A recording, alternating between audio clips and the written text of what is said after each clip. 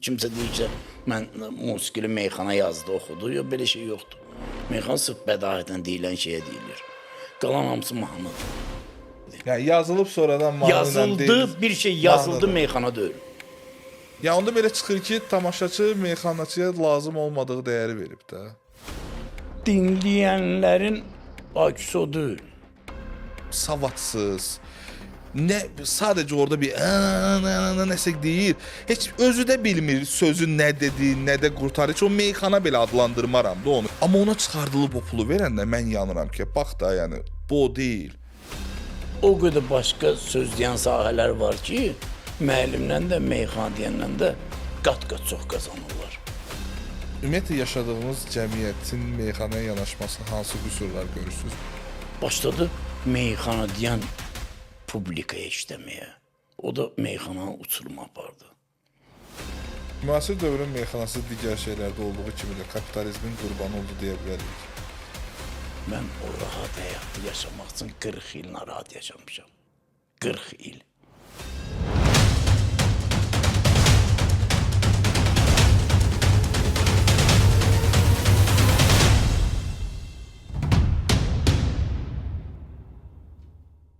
Salam, mən Hüseyn Nağıyevin təqdimatında Üzləşmə Pulusa baxırsınız. Bu bugünkü qonağım meyxanaçı Rüfət Kərimov.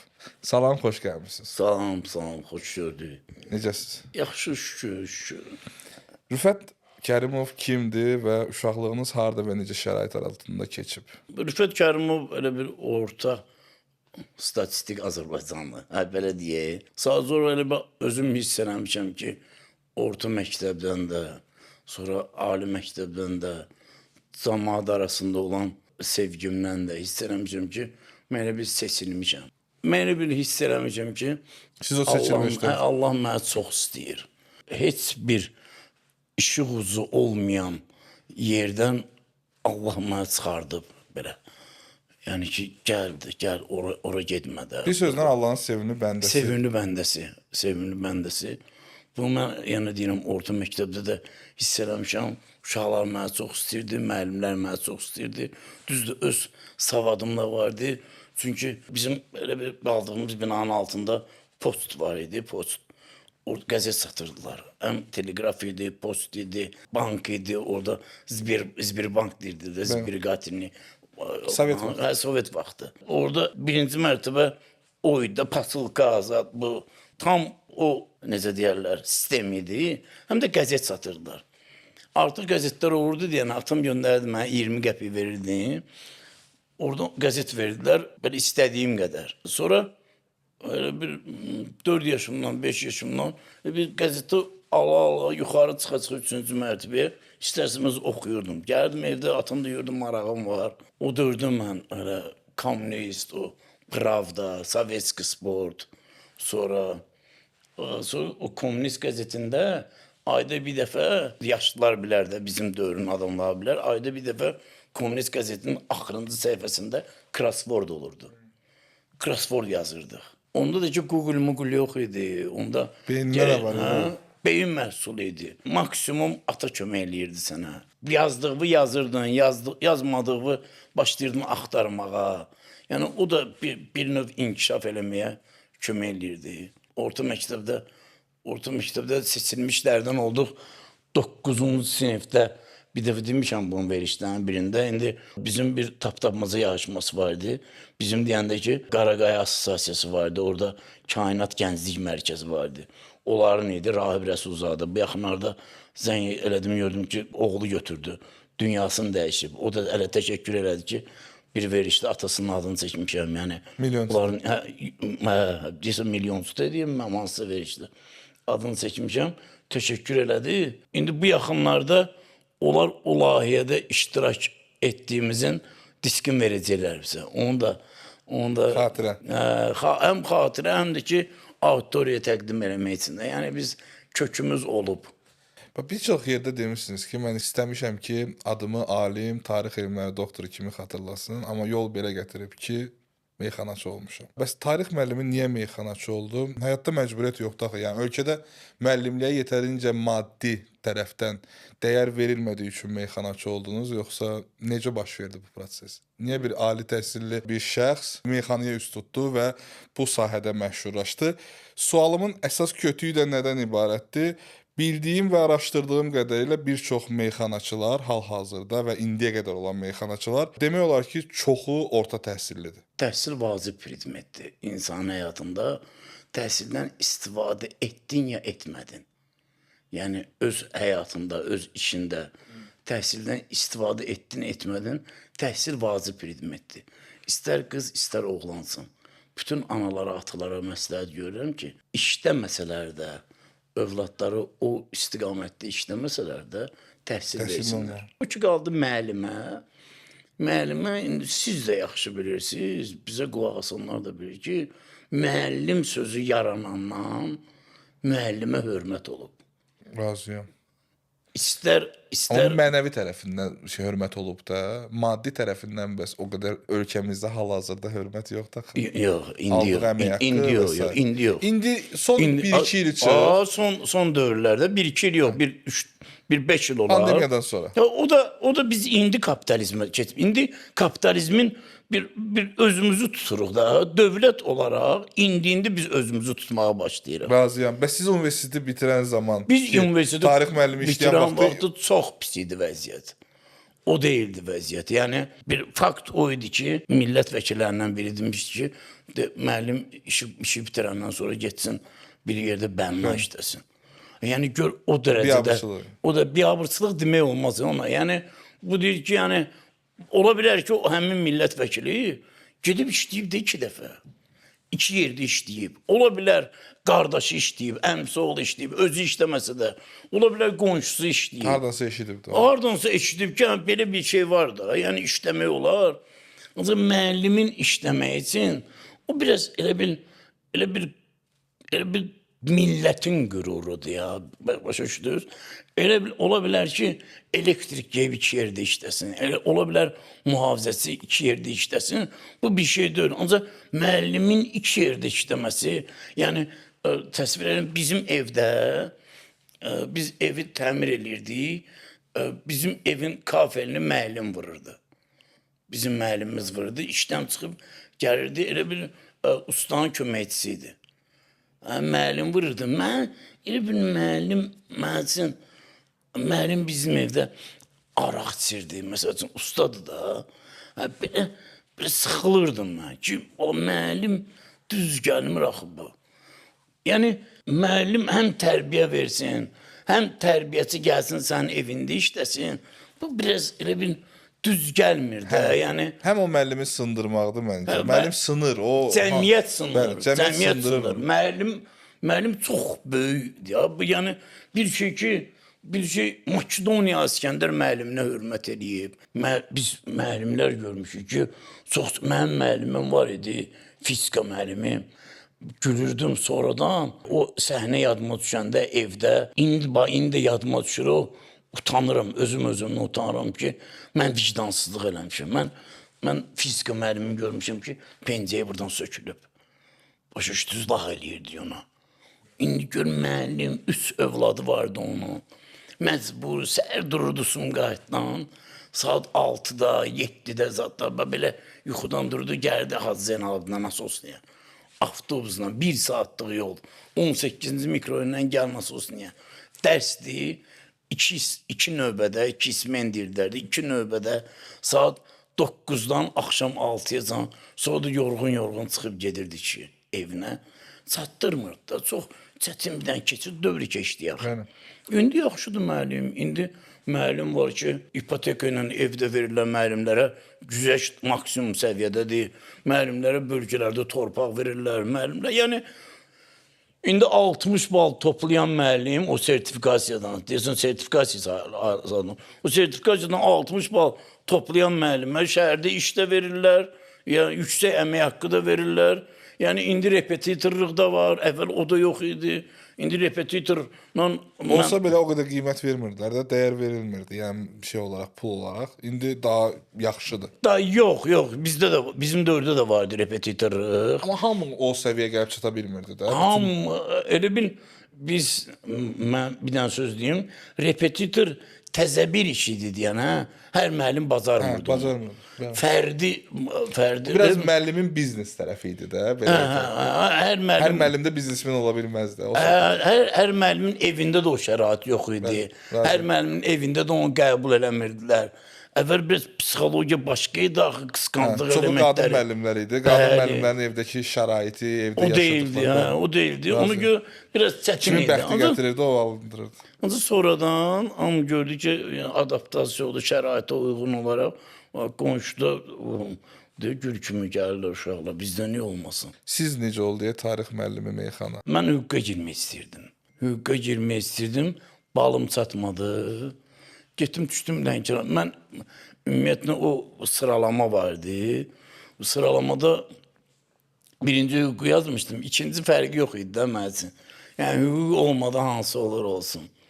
Götürüb yazmışdım Lənkəran Dövlət Universitetindən. Halbuki Bakı Dövlətin də tarixinə balım çatırdı. Hüququ istəyirdim. Hüquqa çatmadı mənim. Hardasa 58-59 balım çatmadı. Getdim qəbul oldu Lənkəran Dövlət Universitetinə. Elə orta məktəb bazamdan bir kurs yola verdi. Orada çox da geniş olmadı. Ancaq sonra gördüm ki, oxuyana hörmət var bizim universitetdə. Savadlı adamlara bizdə qiymət verilir. Bizdə Lənkəran Dövlət Universitetində rüşvət söhbəti yox idi. Gözəl bir dənə mühit yaratmışdılar. Hazba Bəzmov var direktor. Neçənci illər idi? 94-cü il. 94. Çox gözəl bir dənə atmosfer yaranmışdı. Mən birinci kurs, birinci semestrdə bir imtahan edib 5 aldım. Birinci kurs, ikinci semestrdə prorektorda 5 aldım. Rektörün imtahanında 5 aldım. Bir də Qüdrət İsmazadı vardı. Qədim Dünya tarixi, onunla da 5 aldım. Birinci kursu əla qutardım. Yəni ikinci kursda əla oxudum. Üçüncü kurs biraz axsamaqlar. Dördüncü kurs çox yəni səhvlər oldu. Çox səhvlər oldu. O da mənim birbaşa həyatıma təsir elədi. Meyxana ilə universitetdə oxuya-oxuya gördük uşaqlar orada Əli var idi, Pərviz vardı, bizdə universitetdə oxuyurdu. Başqa fakültədə. Cavid vardı, sonradan bir yerdə oxuduq. Onunla bir yerdə başladıq tində, orada, burada. Əvvəl meyxana belə idi də. Orada, burada. Bunlar deyir də mən qulaq asırdım. Sonra başladım bunlara qoşuldum, mən də deməyə. Sonra birinin toyunda, birinin ad gündə gördük ki, meyxana deyən. Universitet mühiti sizi buna gətirdi. Özüm istədim. Universitet mühiti yox. Özüm istədim. İnsan özü istəyir. Ya universitetdəki yəni uşaqlardan o öz taytuşlarınızdan gəldi, çıxdı da belə. Meyxana. Universitet uşaqlar belə öz həvəsim də vardı. Biz nasıl olsun da Sumqayıtda böyümüşük də. Biz meyxana içində olmuşuq da. Bizdə toylarda meyxana olanda gecə saat 2-də, 3-də, 4-də səhərəcən palatkanın yanında dayanmışıq, meyxanaya qulaq asmışıq da. Onda meyxana belə idi də.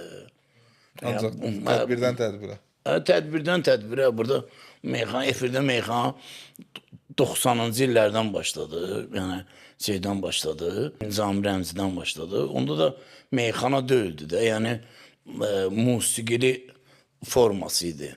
O meyxana deyildi. Meyxana sırf bədahətəndir. Kimsə deyir ki, mən musiqili meyxana yazdı, oxudu. Yox, belə şey yoxdur. Meyxana sırf bədahətən deyilən şeyə deyilir. Qalan hamısı mahnıdır. Musiqidir. Yəni yazılıb sonradan yazıldı, bir şey yazıldı, meyxana deyil. Yəni kim deyir musiqi meyxana bir dənə yaz oxuyum. Yəni belə şey yoxdur. Meyxana bədahətəndir.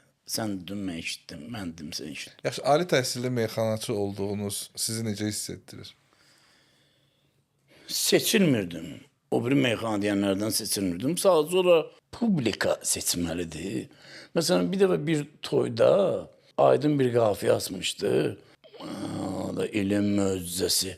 Mənəm dünyada ilim möcüzəsi.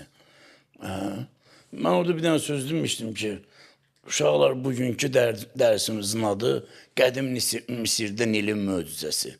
Ama tamaşası başa düşməmişdi, publika başa düşməmişdi. Qədim Misirdə Nilin... Siz tarixi qatanda orada hər şey qırılırdı. Qədim Misirdə Nilin möcüzəsi nədir? Təkcə meyxananı sizlə bərabər deyənlər başa düşməmişdi, yoxsa meyxananı dinləyərdi o vaxt, dinləyənlər özləri də başa düşmürdü onu? Dinləyənlərin akisi o deyil. Həm də meyxana biraz tamaşaçısı dəyişdi meyxana. Meyxana dəyişdi deyənə tamaşaçı da dəyişdi. Tamaşaçı da meyxananın dəyişməsinə təkan verdi. Səbəb oldu. Başladı meyxana deyən publikaya işləməyə. Onların istədiyin verməyə. Olan istədiyin verməyə. O da olmazdı. O da meyxananı uçuruma apardı. Ümumiyyətlə yaşadığımız cəmiyyətin meyxanaya yanaşması hansı qüsurlar görürsünüz və bir müsahibənizdə meyxananı yıxan fanatlar oldu, elə bayaq dediyimiz məsələdə. Fanatizmin cəmiyyət üzərində fəsadı nə oldu? Fəsad sözünü işlətdirsə, deməli siz də biz ki, fanatizm fəsaddır. İstənilən sahədə, istənilən hər bir yerdə istər fanatizm dini, istər futbol, idman, istər elm, istər elmin fanatı olarsan, dəli olarsan. Axırı dəlliyə girib çıxır. Futbolun fanatı olarsan, Türkiyədə vəziyyət necədir indi? Qalatasaraylı, Fənərbağçalı, Beşiktaş. Nə danışırsan? Sən futbola bax da. Mənə deyirlər, hansı komandaya rus demişə balet eləyirsən? Deyirəm ki, heç birinə. Fikir ayrılıqlarına gətirib çıxarırlar ki, insanlar bir fikirdə... Fikir ayrılıqdan yox, düşmənçiliyə gətirib çıxarırlar. Liverpoolda bir Everton azarkeşini öldürmüşdülər. Düzdür. O qədər belə olub ki, azarkeşlər bir-birini öldürürlər. Mən bunu demək olar ya, yox. Yox, o baş verən şeylər də o yəni olub da bu. Bu fanatizmin nəticəsidir. Belə şey olarsa, şeyin İstanbulun bir tərəfində bu qalır, o tərəfində o qalır. Bu Beşiktaşlıdır, bu. Meyxananı da yıxan bu fanatizmdir. Bu fanatizm, bəli. Yazırdı ki, filan kəs yoxdursa mən buna qulaq asmıram. O sən sözə qulaq asır. Neyinsən o kim deyir? Sənə niyə lazımdır kim deyir? Vaxt ola bilər ki, elə bir adam, elə bir söz deyə bilər ki, o sənə illərlə iz qoya bilər. İllərlə toxuna bilər. İllər səni qabağa çəkə bilər. Sənin həyatını dəyişə bilər. Sənin baxış bucağını dəyişə bilər. Fərq yoxdur. Həzrət Əlinin bayaqladım, bax deyir, baxma deyir, kim deyir, bax gör nə deyir. Ola bilər xadimə belə bir söz deyər ki, onu sən alimdən gözləyərsən, ala bilməzsən. Yaxşı, müasir dövrün meyxanası digər şeylərdə olduğu kimi də kapitalizmin qurbanı oldu deyə bilərik. Yəni pul para meyxanaçıya necə təsir elədi? Bəli. Pul çox şeyə təsir elədiyi kimi meyxanaya da təsir elədi. Məclislərdə yığılan pullar, verilən pul, məvacibin artıq olması. Ya onda belə çıxır ki, tamaşaçı meyxanaçıya lazım olmadığı dəyəri verib də. Gəlindi sıfırdan başlayır. Sırf yenə meyxanaya aid deyil. Mən bildim. Toy müğənniləri, o birisi, bu birisi, yəni bütün çox yerə aidiyyət eləmək olar. Gəlin sıfırdan başlayaq. Bəli. Oyun biri mənə yazmışdı ki, sənə var ya, rahat həyat. Mən bir fikir demişdim ki, xanımlarımız gelirlər marketlərdə 10 manata, 15 manata işləyirlər. Kişiyə deyəndə ki, əmsi oğluna, xalası oğluna, qardaşına deyəndə ki, işlədiyi ki, bir dənə yaxşı iş olsaydı işləyərdim. Bir mənə yazmış ki, sənə var ya, rahat həyat yaşayırsınız, xəbəriniz yoxdur çətinlikdə. Mən ona belə cavab verdim ki, mən o rahat həyatı yaşamaq üçün 40 il narahat yaşamışam. 40 il. Meyxanacı birdən-birə gəlir 1000 manat, 3000 manat, 2000 manat qazanmır mənim əzim. Ya 500 manat qazanmır. Meyxanacı illərlə əziyyət çəkir. Rayonlarda, çayxanalarda və yaxud kitabxanalarda və yaxud toyxanalarda əziyyət çəkir 30 manata, 20 manata, 40 manata, 50 manata, 100 manata və nəhayət 1000-dən 10-unun, 15-inin bəxti gətirir və yaxud istedadı ona təkan verir, şərait yaradır ki, o gəlib 500 manata, 1000 manata. O valnaya düşsün. O dalğaya düşsün. Hər adam o 500 manata, 1000 manata qazanmır. Adam var 20 ildir meyxana deyir. yenə toya şabaşa gedir, məclisə şabaşa gedir. Yaxşı meyxana deyə bilir, onsuz ki qazana bilmirdi. Ola bilər bəxti gətirməyənlərdəndir, ola bilər istedadı o dərəcədə deyil, seçilmişlərdən deyil. Bax, məsələn, girsən Univermağa, indi adını çəkmirəm də, Univermağa görürsən ki, 500 dənə qızıl şöbəsi var. Şöbə var 3000 alver edir günə, şöbə var 1000 mal, şöbə var 50 min. Müştəri tutmaq, sata bilmək, reklam eləmək, özünü, sözünü satma qabiliyyəti var. Adam var yaxşı söz deyil, sözü sata bilmir. Ümumiyyətlə belə bir şey əlavə edeyim bayaqdan ki, insanlar üçün, əsas ki, bizə baxanlar üçün və 120 bölümdə yəqin ki, məndən birinci dəfədir belə söz eşitdilər. Mən ümumiyyətlə demirəm ki, misalda kim niyə çox qazanır, kim az qazanır. Yox, mən ümumiyyətlə özüm də biznesdə olduğum üçün bir növ kim nə qədər bacarır qazansın. Problem yoxdur. Yəni bacarır, fərasəti var, biliyi var. Bu iş Bunu eləyirsə, problem yoxdur, qazansın. Yəni kimin qazancı hərə öz qazancı özünə qismət. Hər Amma işin öz qazancı var da. Adam var ki, adam var qızıl satır, adam var brilliant satır, adam var tum satır. Adam var bir əşyadan tum satıb 10 qəpik qazanır. Adam var bir qızılı 1 qramından 1000 manat qazanır. Misalda adam bir bu da qaş söz satır. Brilliantdan məsəl üçün nə qədər Bax, qazanır? indi bir dənə də söz. Sadəcə mövzu bilirsiz hardadır? Yenə də söz deyilən söz var ha. Mən sözdə birləşdirdim onu ki, mənim üçün sözdə birləşir. Müəllim neçə il oxuyur, onu özündə yığır, o sözü satır da müəllimdə bir növdə. Tərbiyə də sözdür, dediyi, başa saldığı dərsdə sözdür. Yəni nəyisə bir məhsulu istehsal edib satmır ki. Nə vaxtsa qoyulan Newtonun qanunun sözlə satır, örgədir. Bildim. Bu sözlə bu sözün arasında ikisi də söz. Meyxana da sözdür, meyxanaçı da söz deyir. Gəlib oturur. Məni incidən də hətta nədir? Bax, tənqidi olduğunuz desəniz, deyirsiniz meyxananın tənqidi tərəf. Tənqidi tərəfləri əladır. Mən xoş sevirəm. Doğrudan da eləmi, mən ümumi götürsəm meyxana o qədər də sevən insan, qulaq asan insan deyiləm. Amma olub ki, eşitmişəm ki, bəzi, yəni harası getmişəm, meyxana olub orada və ya tədbirdə bir meyxana olub. Mənə təsir edən tənqidi bir sözlə xoşuma gələn yerlər olub. Amma mənə pis təsir edən nədir? O müəllimin bayaq dediyimiz kimi də neçə illərdə oxuyub dediyi, satdığı söz dəyəri o qədər azdır ki, çıxır hansısa savadsız, sadəcə orada bir nəsə deyir. Heç özü də bilmir sözün nə dediyi, nə də qurtarır. Heç o meyxana belə adlandırmaram da onu. Yəni nə məna var idi, nə atmaca var idi, nə əyləncə var idi. Təbliğat pis təbliğat idi, pis söz istifadə olundu. Nədənsə çox bərbad şeydən danışıldı. Tənqid yox. Amma ona çıxardılıb o pulu verəndə mən yanıram ki, bax da, yəni deyil axı bu. Bu o deyil. Kapitalizmdə hər işin, hər sənətin öz qazancı vardır. Məsələn, bir dənə sual verim sən Mbappé'yə 200 milyon verərsən. Futbol klubum olmadığı üçün bilmirəm. Mən o qədər pulu qazansam Bir idmançının, futbolçunun 200 milyon dəyəri ola bilər. Ola bilər, əgər ona hansısa bir əlavə oyunundan başqa bir kütlə gətirirsə, ola bilər. Mbappé'nin kütləsi var. Meyxana deyən də kütləsi vardı. Nə? Toyda gətirirsən, o kütləni verir. Bax, bir dənə məsələ çəkeyim. Bayaqlar dedim, o qazanana qədər hansı mərhələlərə keçib. Ondan bir növ razıyım. Çox çətin mərhələlər keçib. Adam var 20 il itirib, 10 il itirib, 15 il itirib. Mən də illərimi itirmişdim, gəl bura çıxanacam. O məşhur məsələ var da, hamı yığılır ki, harası xarab olub taban bilirlər. Bir nəfər çağırırlar, deyirlər ki, xarab olur.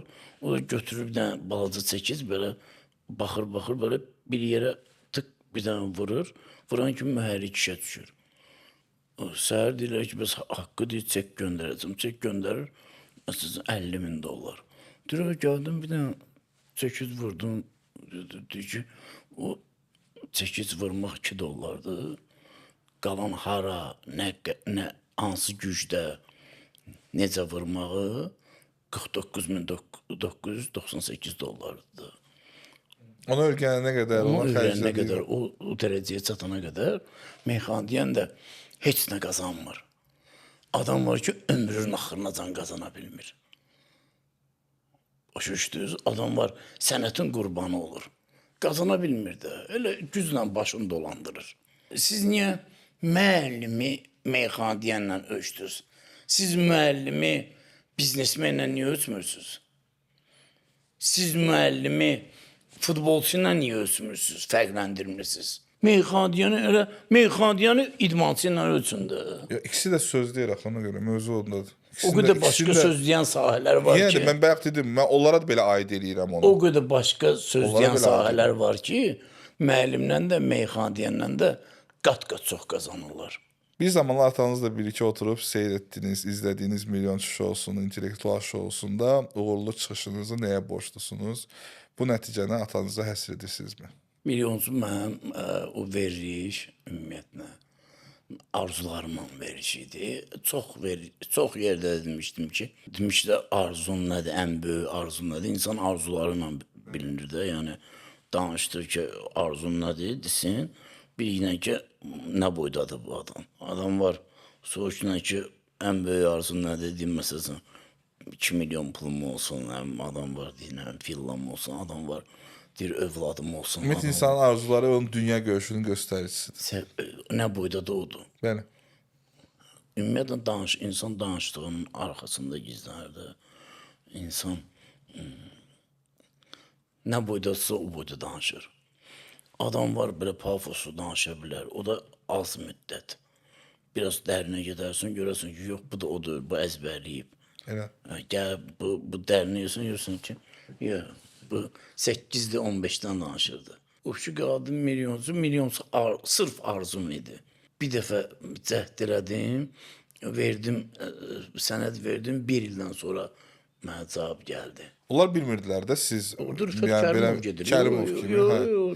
Mən bir də gedəndə, imtahana gedəndə orada bildilər ki, mən Rüfət nasıl olsun da burada, çox sağ olsunlar, orada hörmət elədilər mənə. İmtahan zalında dedilər ki, Rüfət sənətkarımız buradadır, alqışlayaq, çox sağ olsunlar. Jest olaraq elədilər, çox sağ olsunlar. Ümumiyyətlə, veriliş olaraq, həm də televiziya olaraq çox səviyyəli bir mühit yaradıblar. Çox gözəl mühit yaradıblar. Mən inanmırdım ki, mən Fatihlə, mən ona Fatih müəllim deyirəm. Özünə Fatih deyirəm. Buradan salamlayırım. Ancaq o müəllimdir. Elm öyrətməsə də, düzdür, müəllim elm öyrədənə deyirlər. O tərbiyə öyrədir, o hərəkət öyrədir. Həm də çox səviyyəli insandır. Adam var, intellekti var, özü səviyyəsizdir. Adam var, səviyyəsi var, intellekti yoxdur. Bu adam da cəmlənib, o da seçilmişlərdəndir. Sevilənlərdəndir. Biz ona verişdə zarafat elədik öz aramızda. Onu silmədilər, saxladılar verişə. Uçuşduz, montajda onu kəsmədilər. 99% aparıcı onu kəsərdi. Gör montaj, gör layihənin rəhbərliyi, gör özü. Necə bir yerdə işləyirlər ki, o şeydə bir söz var ya, D'Artagnan 3 müşkatyor, 3 müşkatyor da deyir. Adin Zavsevse zadına o. Bir işi, məsələn, şəxsi ambisiyalara qurban vermirlər. İş qurban, gözəl bir mühit yaradıblar. Həm də mənə bəziləri də deyirdi ki, getmişdin orada deyib görürdü, zarafat edirdi. Burada intellektual verir. Deyirəm ki, orada milyonçu şoudur. Adında şou var bu verişin. Türklərdə, Türk variantında o milyonçu da, mənim neçən suala qədər, o 30 minə qədər vaxt verilir. 45 saniyə, 40 saniyə. Səhv eləmirəmsə vaxt verir. 30 min, birinci itirilməyən məbləğəcən, orada vaxt verilir. Sonra vaxt artır, sonra vaxt bitir. Vaxt bitir, sonra itirilməyən məbləğ qazanandan sonra rahat, burada sən tələsdirmir. Burada sənə şərait yaradırlar. Danış, rahatlaş, stresin azalsın. Şoudur, danış. Həm də pul qazan. Mənə də sənə kömək eləyib. Deyim, kimə kömək eləməyib. Bir nəfər göstərin ki, orada kömək eləməsin. O da deyə bilməz, stəkandır bunca. O səni istiqamətləndirər. Sənin əgər intellektin, dünya görüşün varsa, sən onu tuta biləcəksən.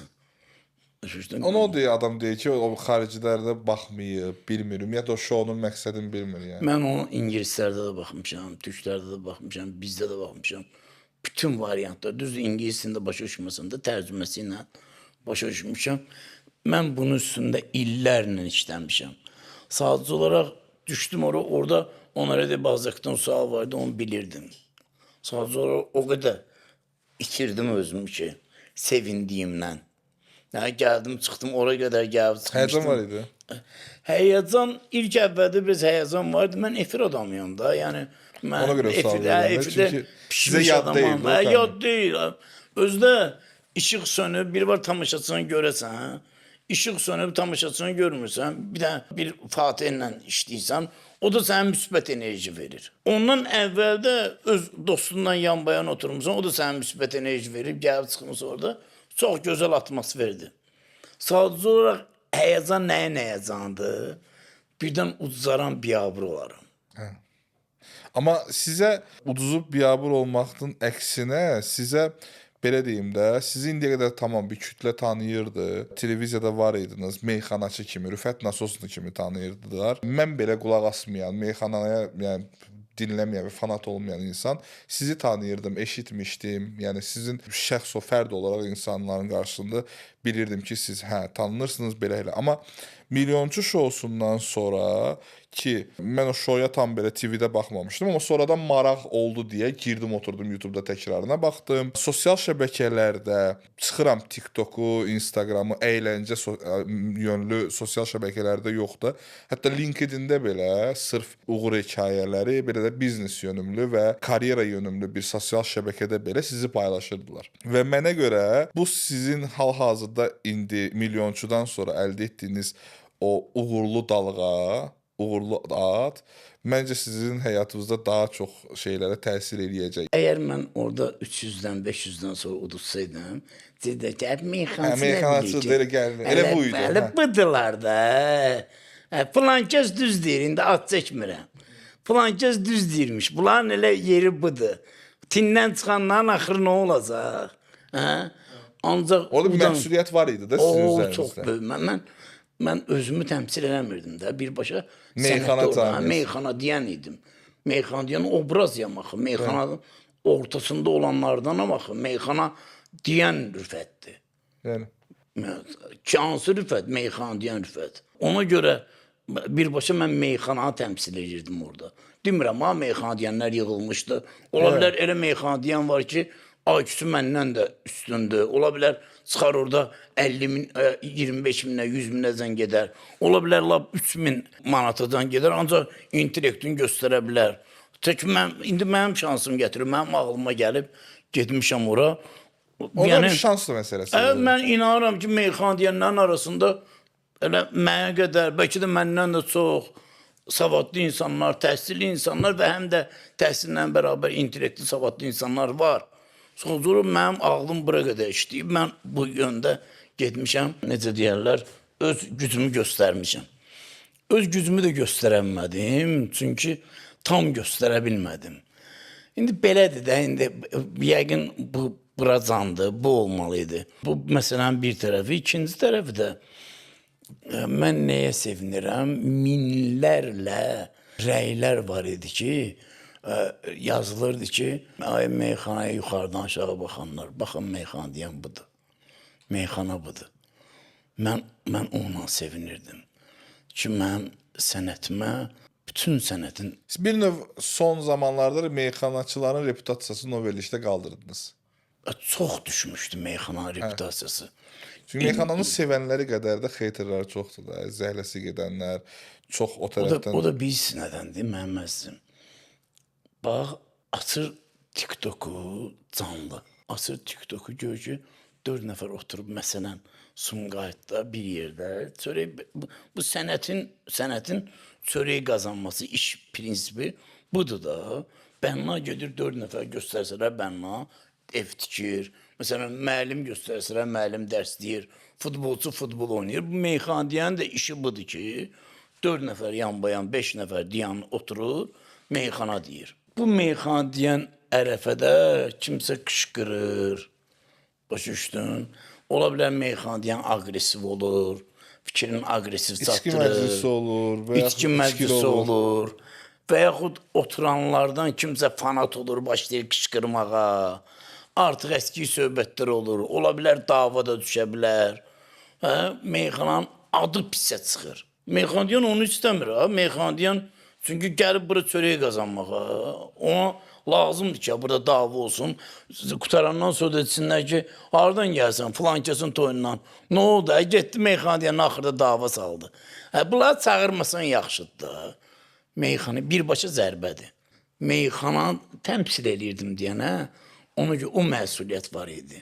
Deyirdim, birdən belə olar ki, orada da dedim bana, bu başqa level oldu. Belə bir 5-dən 15-ə tullanmaq oldu.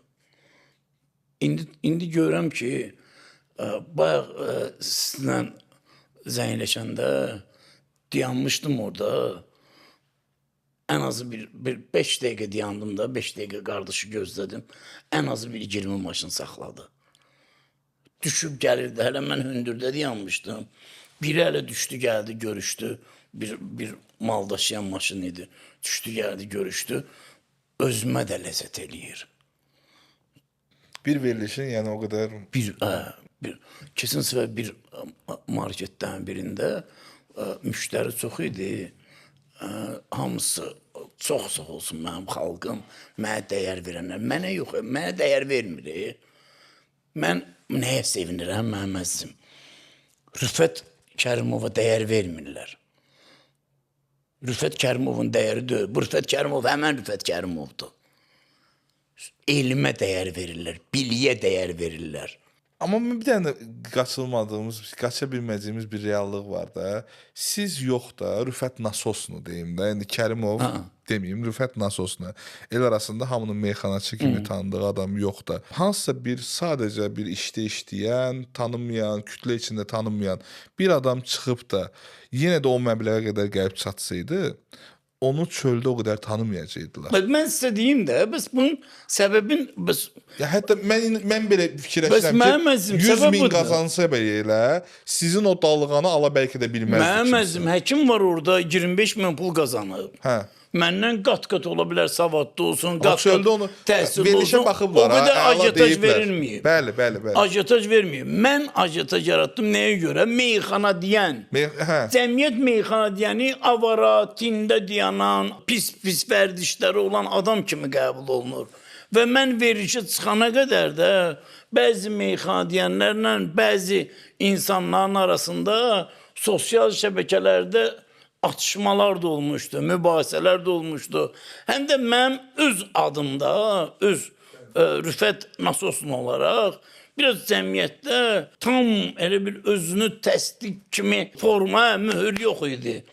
Yox idi. Bəziləri deyirdi ki, belə bəlkə də köhnə yolundadır. Bəziləri deyirlər ki, yox düzəlib. Bəziləri deyirlər ki, gedir ekspert oturur, anlayışı yoxdur. Təhsili yoxdur. Bəziləri deyirlər təhsili var, amma o qədər də yox, elə yola verib gəlib. Bu sadəcə bu belə bir Allahdan oldu. Həm mənim özümə görə, həm də meyxana sənətinə görə. Meyxana sənətinə görə mən çox sevindim.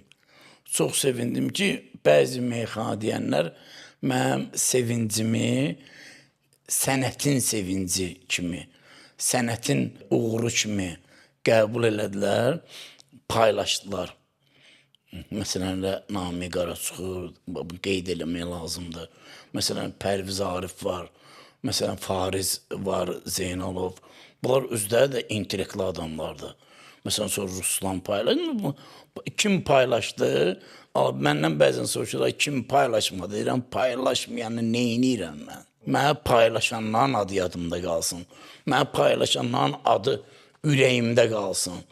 Məsələn, Ayan Baba Kiyeva mənə komment yazmışdı, gözəldir. Məsələn, Nüşabə Musayeva, məsələn, müğənnilər. Məsələn, Nərmin Kərimbəyova mənə üçün gözəl rəy yazmışdı. Bu adamın dünya görüşü superdir. Bu adamın ali təhsili var, hüquq təhsili var. Məsələn, Bunlar mənə stimul verdi və nəhayət mən Sumqayıtın icra hakiminin başçısı O nə qədər qəbul elədi.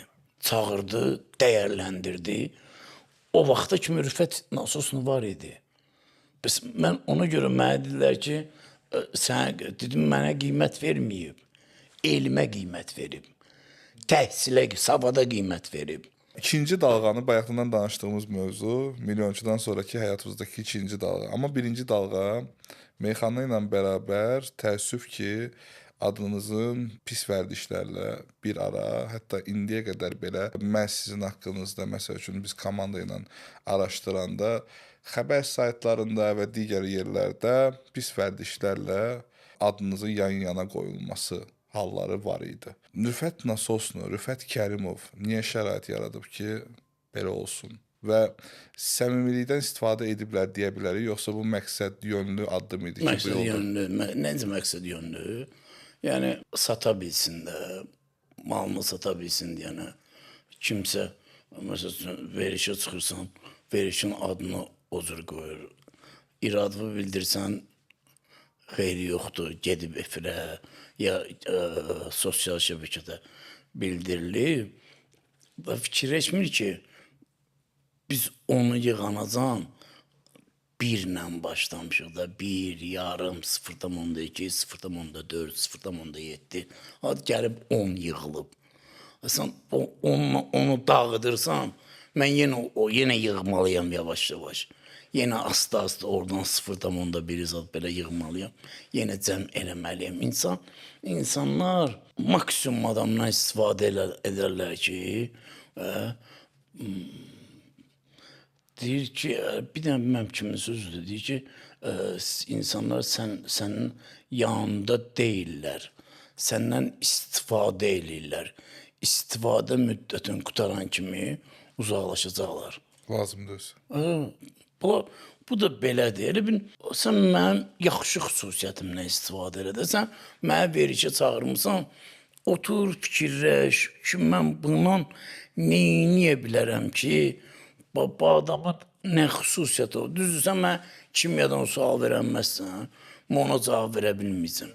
Fikirləşmək lazımdır ki, nə var ki, bunda cəmiyyət bilmir. Onun cəmiyyəti niyə demişəm? O pis vərdişimi. Pis vərdişimi cəmiyyətə çatdırmışam ki, indi mən, məsələn, milyonçudan sonra mən tirajlananda, sosial şəbəkədə və yaxud saytlarda kimsə götürüb altından yazmasın onu. Çünki cəmiyyət bilir artıq ki, mənim yolum bu olub. Mən heç kimdən gizlətmirəm. Mənim bir pis xüsusiyyətim olub, o da bu olub. O da mənim onu eləyə-eləyə, o pis vərdişdə eləyə-eləyə kişiliyimi itirməmişəm, mənliyimi itirməmişəm. Elə adamların 70%, 80% tək özü yox, yanındakıları da çəkib aparıb. Ətrafındakiları da çəkib aparıb. Ətrafındakilara da ziyan verib. Mən ancaq ailə daxili ziyan vermişəm. Ola bilər kimdənsə pul istəmişəm. O da ki, öz yaxın adamlarımdan, özümə həmdən bildiklərimdən mən pul istəmişəm. Onca daha gelib kimsə həyatından samavar uğramamışam. Kimsə dükanına gelib kostyum uğramamışam və yaxud kimsə kreditlə telefon aldırıb satmamışam. Yəni evimiz olub, ev satılıb, bağımız olub, bağımız satılıb. Ona görə də istəmirəm ki, yenə şükür Allah mənə şans yaratdı ki, o adı üstümdən götürüm və şükür Allah ki, mənim indi yaşayışım ideal olmasa da, yəni ideal insanlar kimi yaşamasam da, yəni bacardığım qədər yaşayıram. Deyir, insanların, Həzrət Əlinin bir dənə söz var, deyir, insanlar bildiyinə əməl etməyə, bilmədiyini bilməkdən daha möhtazdılar, daha ehtiyaclıdırlar. Başa düşdün mü əməzim? Bax, adam var ki, məsələn, namazı vaxtında qılmır, dindardır. Namazı vaxtında qılmır, gedir, dərinliyin öyrənir. Dinin dərinliyini öyrənir. Başa düşdün mü əməzim? Adam var, topu çiləyə bilmir, Futbolun dərinliyini öyrənmək istəyir. Bilirsən ki, mənim istiqamətim nədir, yönüm nədir? Onu demirsən, əsən məndə belə dərinə gedirsən ki, belə Nəysə o negativi tapıb nəsə negativ axtarasan məndə, nə olub? Ay, yaşayırıq da özümüzsündə. Yaxşı, bu həyatda indiyə qədər nə qədər şeylər yaşamısınız? Bunların indiyə qədər danışdıqlarımızın hamısını cəmləsə, sizə ən çox hansı fikir xilas edib və elə bir cümlə varmı ki, onu tez-tez xatırlayırsınız? İndi kapitalizm dövründə bir sual var. Bu sualı cavab tapıb, bu sualı insan özünə verib, normal yaşayış qura bilər. Bu mənə nə verir? Nə qazandırır? Bu mənə nə verir? Məsələn, mən gəlirəm üzləşməyə, bu mənə nə verəcək? Mən yerim toya, bu mənə nə verəcək? Mən alma satıram, bu mənə nə verəcək? Mən anama hörmət edirəm, bu mənə nə verəcək? Mən Allahın dediyini eləyirəm, bu mənə nə verəcək? Onu eləmək lazımdır. Bir də bir işi görməmişdən qabaq, işin pis tərəfini fikirləşmək lazımdır. Maksimum bunun pis nəticəsi nə ola bilər? Görsən ki, pis nəticəsi yaxşısından çoxdur, o işi görməmək də olar. Deyirlər, risk eləmək lazımdır. Nə bilim, oxumasan da olar. Bəzi belə fikirlər var axı. Nə bilim, Bill Gates 9-dan çıxıb, nə Elon Musk universiteti atıb, nə o Facebook'un ya Zuckerberg şeydən çıxıb, universiteti yarımçı qoyub. Bunların bazası olub. Bunlar universiteti oxumasalar da başqa şeyi oxuyublar. Başqa sahəni oxuyublar. Bunlar dərs oxumasalar da elə şeylər oxuyublar ki, onlara həyatda lazım olub, həyatda vacib olub yaşamaq üçün, həm də çoxsunun o varlıların öz bazıları da olub, ataları, anaları. Bir sual da var, insan yaşaması üçün, insan düz yaşaması üçün. Mən evdə onu divardan asmışdım. Sonradan təmirlə, bu çap hərfinə çıxartmışdım, divardan asmışdım. Bir asmışdım ki, sənə baxan var. Sənə baxan var. Sənə baxan var. Bir də yazmışdım ki, bugün Allah üçün nə etmirsən? İnsan əgər bilsə ki, dərk eləsə ki, Allah var, cəmiyyət tam formalaşar. Bütün insanlar demək olar bərabər yaşayar. Vicdan olar. Çox çətindir. Çox çətindir. Dediyinlə, bildiyinlə eləməyi, bayaqki məsələdir. Bildiyi və eləmək üçün eləmək çox çətindir. Məsələn, bax, sual var, söz var idi ki, bilmədim, elədim. Bilmədim, elədim, yoxdur. Yoxdur bir şey. Elə bir şey yoxdur ki, onu bilməyib eləyəsən. Bilməsən də şuuraltı onu istəmirsən. Eləməyə bilərdin. Deyir ki, mən uşaqlarla oturmuşduq, yəni bu fikri dedim. Dedilər ki, filan şey, məsələn, bilmədim, filan kəsin xətrinə dəydim. O, nə məcbur idi? Oturub biraz araşdırardın, arayardın, sözü fikirləşərdin. Sözün ağırlığın başa düşər. Ağırlığın başa düşərdin. Bilmədim, getdim filan kəsin maşından vurdum. Niyə bilmədin? Yavaş sürərdin, ara məsafəsini gözləyərdin. Bilmədim, yoxdur ki. Yəni, bilmədim, elədim şey yoxdur da. Ona görə mənim ideologiyam da belədir. İdeologiyam da belədir ki, insanlar tam bərabər yaşasınlar. Məndə var, hamda var. Olsun. Mən belə istəmişəm həmişə. Dünya maraqsız yerə çevirilər onda. Maraqsızdır. Maraqsız yerə çevirilər, hamı eyni olsun. Nə bilim, mən istəyərəm ki, bax, mənim ən böyük arzularım. Mən onu istəmərəm. Mənim ən böyük arzularımdan budur ki, məndən soruşurlar, deyirəm ki, insanlar ağrısız, atsız yaşasın. O tərəfdən, Xəstəliklər olmasın, insanların problemləri olmasın. Hamı belə şad, mehriban, insanı dindirəndə sən problemlə danışmasın. Televizoru açanda problemlə danışmasın. Hamısı desin, gülsün, əylənsin. Qorxu hissi içsin. Başa düşdün mənim əzizim? Əlacı olmayan xəstəliklər olmasın. Hətta sırf elə bir cənnət həzzi deyirlər ha. Cənnət həzzini yaşayaq da. Allah'a ibadət üç cürdür də. Deyir, tacir ibadəti var.